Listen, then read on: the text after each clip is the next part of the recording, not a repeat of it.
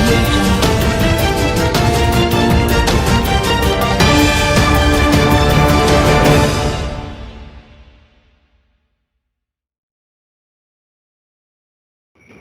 السلام علیکم، آپ دیکھ رہے ہیں کے نیوز چینل۔ خبر شامل کرتے ہیں قصور سے۔ ہمارے نمائندے کی رپورٹ کے مطابق کرونا کا عذاب آیا، لوگ ڈر گئے، رشوت اور جرائم سے توبہ کرنے لگے، مگر لیسکو قصور سریعام رشوت لینے لگی۔ ڈی سی قصور اور ایس پی لیسکو بے خبر۔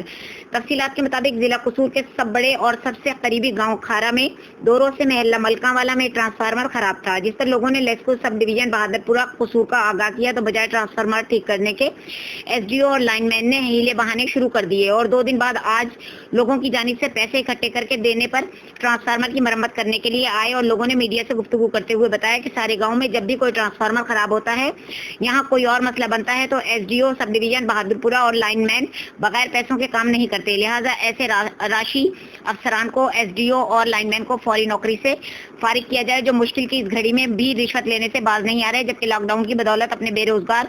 گھروں میں چولہا نہ جانے کس طرح جل رہا ہے اور ان لوگوں کو پیسوں کی پڑی ہے۔